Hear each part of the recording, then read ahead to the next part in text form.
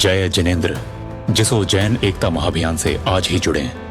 अपना निःशुल्क Jain minority card प्राप्त करने के लिए 9059054563 पर व्हाट्सएप से जय जिनेंद्र सेंड करें और जैन एकता अभियान व्हाट्सएप चैनल को अब भी फॉलो करें। धन्यवाद।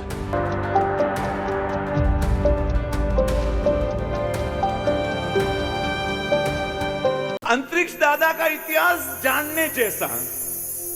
ये भगवान इस धरती पर कैसे आए, क्या इतिहास है।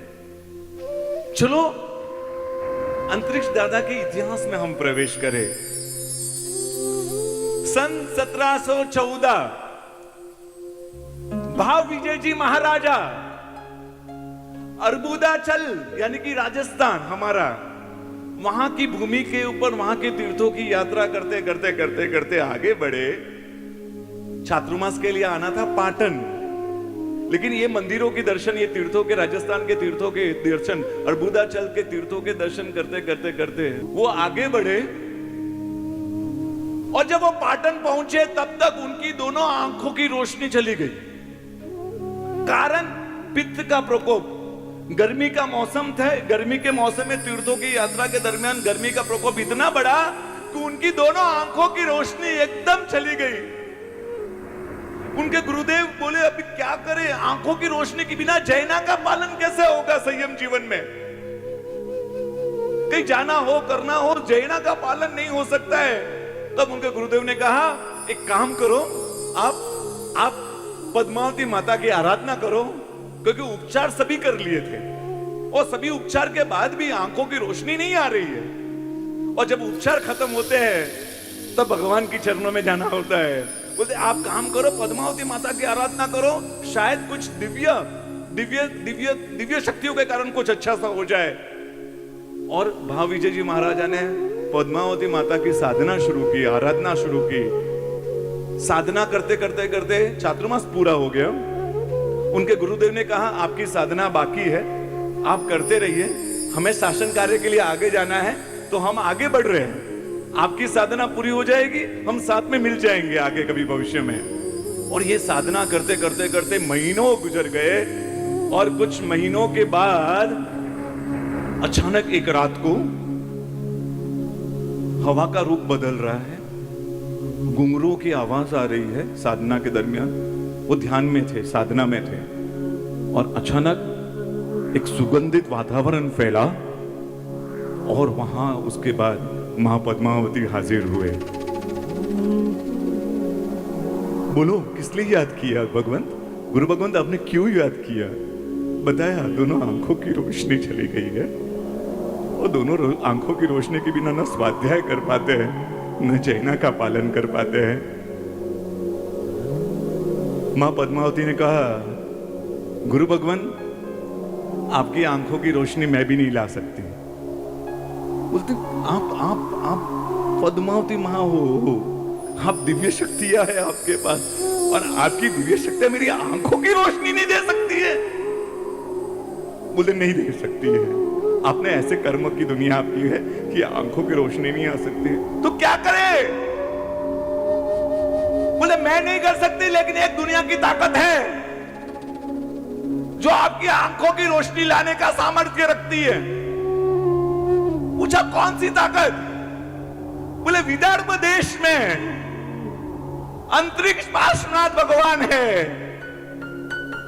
और वो आपकी आंखों की रोशनी देने का सामर्थ्य रखते हैं। उन्होंने कहा आप दिव्य शक्तियां धारण किए हुए हैं, वो प्रतिमा है, वो प्रतिमा है। आपकी ताकत से भी ज्यादा किसी की ताकत है, मतलब आप देवी होकर उसकी ज्यादा ताकत उस प्रतिमा की है। उसने कहा हाँ, इस कलिकाल में, इस 5वें आरे में, मुंडा उसे भी निकाल में, ये अंतरिक्ष दादा एक कामधेनु कल्पतरु कल्प वृक्ष के समान है। आपको और कहीं से भी शाता नहीं मिलेगी, आपको जाना पड़ेगा विदर्भ देश में अंतरिक्ष पार्श्वनाथ भगवान के वहां। प्रश्न आता है वो कहां थे मालूम है? पाटन। पाटन में 108 पार्श्वनाथ भगवान में 50 पार्श्वनाथ आते हैं। नजदीक में 150 किलोमीटर के एरिया में 108 के प्राचीन भगवान, फिर भी उनको कहां भेज रहे हैं वो? 950 किलोमीटर दूर अंतरिक्ष पार्श्वनाथ भगवान विदर्भ देश में, महाराष्ट्र में। सोचो ये भगवान कितने प्रभावशाली हैं कि एक महात्मा को विहार करके जिनकी आंखें नहीं है, मां पद्मावती कर आपको वहां जाना पड़ेगा। ऐसा कितने प्रभावशाली भगवान है। अरे प्रभावशाली, उनका प्रभाव तो तीनों जगत में, तीनों लोकों में है। क्या है ऐसा प्रभाव? क्यों है ऐसा प्रभाव? क्या है इतिहास इन भगवान का? मां पद्मावती ने कहा, सुनना है आपको इतिहास? सुनना है आपको इतिहास? तो चलो चले बहुत पीछे।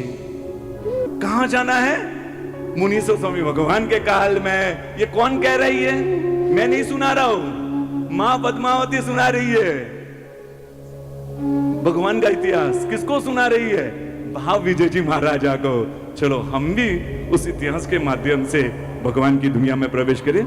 लंकाधिपति रावण, उसके बहनोई खरदूषण, विद्याधर थे, विद्याधर खरदूषण राजा। उस समय भी, आज विमान चलते हैं, उस जमाने में भी विमान की तरह उनके खुद के जहाज विमान होते थे। हाँ, विद्याधर थे, विद्या थी उनके पास। विमान में बैठकर वो लंका से इस भारत देश में प्रवेश में आगे बढ़ रहे थे। आगे बढ़ते बढ़ते उनको जाना था वहां। पहले दोपहर हो गई, पूजा का समय हो गया। श्रद्धावान श्रावक, हाँ, पूजा किए बिना मुंह में पानी नहीं डालना, ये नियम। विमान नीचे उतारा, साथ में सेवक था, बोला कि पूजा की व्यवस्था करो क्योंकि उसके बाद वापस कर हमें आगे बढ़ना है। उसने कहा, सेवक ने कहा, जी थोड़ी देर दीजिए, समय दीजिए। और उन्होंने सब सामान, पूजा की सामग्री सब निकाली और ऐसे लेकर बैठ गया। पूछा क्या हुआ? वो संदूक लाना ही भूल गया जिसमें भगवान थे। भगवान भूल गए। हाँ, भगवान भूल गए। अब भगवान की पूजा किए बिना मुंह में पानी नहीं डालने का नियम। वो तो घबरा रहा था कि माफ कीजिए, ये गलती, बहुत बड़ी गलती हो गई। तो जो गलती हुई अभी पूजा कैसे करूं मैं? लेकिन विद्याधर थे ना, उन्होंने अपने सेवकों को कहा, जाओ जंगल में शुद्ध गोबर मिलेगा, शुद्ध मिट्टी मिलेगी, जो शुद्धता वाली द्रव्य है उसको इकट्ठा करो, फिर आप लेकर तो आओ। लेकर आए। उस विद्याधर ने शुद्ध धूल, जो गोबर था, शुद्ध मिट्टी थी, उस सब का उपयोग करके, विद्याधर थे ना, तो उनको नॉलेज था, प्रतिमा बना दी भगवान की और भगवान की प्रतिमा करके पूजन किया, विद्याओं से मंडित किया। क्योंकि विद्याधर थे, बहुत सारी शक्तियां थी उनके पास। उन शक्तियों को भगवान की प्रतिमा में प्रविष्ट किया। पूजा करने के बाद प्रश्न था कि भगवान अब साथ में लेकर कैसे जाओ? उन्होंने देखा एक कुआं था पास में। एक काम करते हैं, भगवान को कुएं में विसर्जित कर देते हैं। और वो भगवान को लेकर कुएं में उन्होंने विसर्जित किया। विद्याओं से मंडित थे भगवान। ये भगवान के अंजनशाला का नहीं हुई आपके हिस्सा आज तक शायद। हाँ, ये पहले भगवान हो गया जो इतने प्रभावशाली है। क्योंकि पहली अंजनशाला का तो खुद उन्होंने, विद्याधर ने किया, नवकार मंत्र की स्थापना करके अंजनशाला का हुई हो गया शायद। और वो प्रतिमा कुएं में डाली। नीचे गई तो वहां कुएं में एक देवात्मा था और उसने वो प्रतिमा छीन ली। भगवान का परिचय नहीं था। उसको लगा कि कोई दिव्य चीज है, क्योंकि विद्याधर द्वारा नीचे भेजी हुई थी। उसने अपनी शक्ति द्वारा, गोबर की प्रतिमा थी, मिट्टी की प्रतिमा थी, गल जाएगी, प्रश्न था, उसको वज्र जैसा बनाया, वज्र जैसा यानी कि कठोर बनाया अपनी शक्तियों के द्वारा। और वहां कुएं में गोखला था, कुएं में एक गोखला था, उसने गोखले में भगवान रखे और वो पूजन करने लग गया। एक अंदर की श्रद्धा, ये कोई दिव्य चीज है।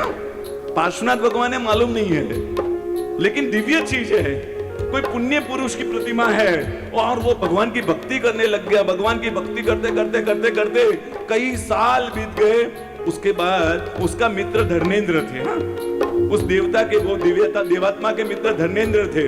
उनको बताया कि मेरे पास एक दिव्य वस्तु है, ऊपर से गिरी, मैंने ले ली, मैं भगवान की भक्ति करता हूँ, उस दिव्य चीज की भक्ति करता हूँ। वो धर्मेंद्र ने अपने ज्ञान से देखा, अरे ये तो भगवान है। मुनीश्वर स्वामी ये भगवान का काल था, लेकिन आने वाले भगवान है 23वें तीर्थंकर भगवान।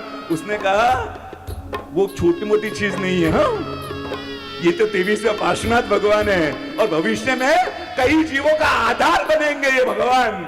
संभालना, भक्ति करना, तू पुण्य पुरुष है कि तेरे हाथ में ये भगवान आए, तू भक्ति करना। तेरे इस भव के नहीं, तेरे पूर्व भव के नहीं, कई भवों की दुनिया, तेरे कर्मों की दुनिया समाप्त हो जाएगी इन भगवान की भक्ति से, तू भक्ति करना है। उसने वो भगवान को लेकर भक्ति और ज्यादा भाव से भक्ति की। अब तो नाम भी मालूम पड़ गया, पार्श्वनाथ भगवान। अब तक तो नाम भी नहीं मालूम था, कौन थे वो भी नहीं मालूम। अब भक्ति ज्यादा शुरू हो गई उनकी, और उस भक्ति के प्रभाव से, वो भगवान के प्रभाव से, वो जो जल था ना, जल उस कुएं का, वो पवित्र हो गया। ये भगवान का प्रभाव था कि उसमें पवित्रता आ गई, उसमें ऊर्जा आ गई, वो चमत्कारिक जल बन गया है। अचलपुर के राजा श्रीपाल महीना वाले नहीं, हाँ, ये अचलपुर के राजा श्रीपाल दूसरे, उनको कोढ़ रोग हो गया था। हजारों साल बीत गए, ये देवात्मा भगवान की भक्ति करता करते हजारों साल, देवात्माओं के आयुष्य हजारों साल होते हैं, ये तो भक्ति कर रहे हैं, और उसके प्रभाव से वो जल जिसके शरीर पर जाता उसके कई रोग मिट जाते हैं। लेकिन इतना प्रसिद्ध नहीं हुआ था वो कुआं। लेकिन हजारों साल के बाद राजा श्रीपाल अचलपुर का, उसको कोढ़ रोग हुआ था, और कोढ़ रोग इतना भयंकर कि वो रात भर सो नहीं पाता था। उसकी रानियां उसके पास में बैठती थी, लेकिन वो बेचैन। एक दिन वो इतना बेचैन हो गया, उसने अपना राज्य मंत्री को दे दिया, नहीं चाहिए मुझे राज्य, ये बेचैनी को सहन नहीं कर पा रहा हूं, ये शरीर की विपदा, ये तकलीफ पीड़ा को सहन नहीं कर पा रहा, राज्य नहीं चाहिए मुझे। उपचार बहुत किए थे उसने, उपचार से, वैद्यों से ठीक नहीं हुआ। उसने कहा एक काम करता हूं, अब तो एक एक क्षण गुजारना मुश्किल होता है, मैं जंगलों में जाता हूं, मैं नगर नगर घूमूंगा, कोई ना कोई शायद कोई ऐसा मिल जाएगा जो मेरे रोग को ठीक करेगा, कोई दिव्य शक्तियां मिल जाएगा, कोई सन्यासी मिल जाएंगे, कुछ ना कुछ तो मिलेगा। यहाँ बैठ के तो थक चुका हूं। और वो राजा श्रीपाल अपनी रानी के साथ वहां से आगे चला। राज्य किसको दिया? मंत्रीश्वर को, हाँ। और वो आगे बढ़ते बेचैन तो थे, कोढ़ पूरा शरीर में, और कोढ़ इतनी खुजली देता था जिससे उनको सहन नहीं, रात भर बेचारे सो नहीं पाते थे। और चलते वो कुएं के पास आए। कौन सा कुआं? जिसमें पार्श्वनाथ भगवान है, ये अंतरिक्ष दादा। और उस कुएं के पास आए, शाम का समय था, प्यास लगी हुई थी। उन्होंने अपने सेवक से कहा प्यास लगी हुई है, कुएं में से पानी दे देना। उन्होंने पानी छानकर निकाला, पानी पिया। पानी पीने के बाद उनको ठंडक महसूस हुई, जो आज तक ठंडक नहीं महसूस हुई थी। वो शांति आज अनुभव हो रही है कि आज थोड़ा ठीक लग रहा है। और पहली बार वो रात को सो पाए। रानी देख रही है कि आज उनकी आवाज नहीं आ रही है, उनकी कोई बेचैनी नहीं आ रही है, ये कैसे खसखसाहट नींद में चले गए। सवेरे उठे, रानी आई, बोलते आपको मालूम है आज रात को आप कितने सालों के बाद शांति से सो पाए? बोलता हाँ, मुझे भी नहीं मालूम मैं कितने शांति से सो पाया, क्या कारण था? रानी पूछे, कल कुछ किया आपने? कल कुछ लिया आपने? कुछ दवाई कुछ भी कल कुछ हुआ ऐसा? उसने कहा कल बस एक हुआ, मैंने इस कुएं का, बावड़ी का पानी पिया था। अच्छा, एक काम करो, आज नहा लो। ठीक है ना, पानी निकाला और नहाया। कुछ ही क्षण में कोढ़ रोग हमेशा के लिए चला गया, एकदम स्वस्थ हो गए। ये प्रभु का नहीं, प्रभु के स्पर्श किए वो जल का प्रभाव था। प्रभु का क्या प्रभाव होगा? अब सोचो, हमारा सौभाग्य है कि दादा को स्पर्श करने का हमें लाभ मिल रहा है। प्रभु के जल के प्रभाव से उनका कोढ़ रोग मिट गया। आनंद आनंद हो गया, आनंद आनंद हो गया। उनकी रानी ने कहा कुछ तो है इस कुएं में, हाँ कुछ तो है, ये जल का प्रभाव किस कारण से जानना है। उत्सुकता उत्सुकता, हाँ धर्मनिष्ठ भगवान का ध्यान, वहां बैठ गए, साधना में बैठ गए, राज जानना है। रानी और राजा वहीं बैठे हुए, राजा तो उपवास पर उपवास, पहला उपवास, दूसरा उपवास, तीसरा उपवास, और वो देवात्मा जो कुएं में था ना, उस 3 उपवास के प्रभाव से उसको हाजिर होना पड़ा। हाजिर हुआ रात को, पूछा राजन क्यों क्यों क्यों क्यों उपवास के ऊपर उपवास कर रहे हो? हाथ जोड़े कि मुझे राज जानना है। कौन सा राज? ये कुएं के पानी का राज। आपका काम हो गया ना, बस ना, जाइए राजा, शांति से राज्य भोगिए। बोलते नहीं, मैं वैसा स्वार्थी नहीं हूं कि मेरा काम हुआ तो मैं निकल जाऊं।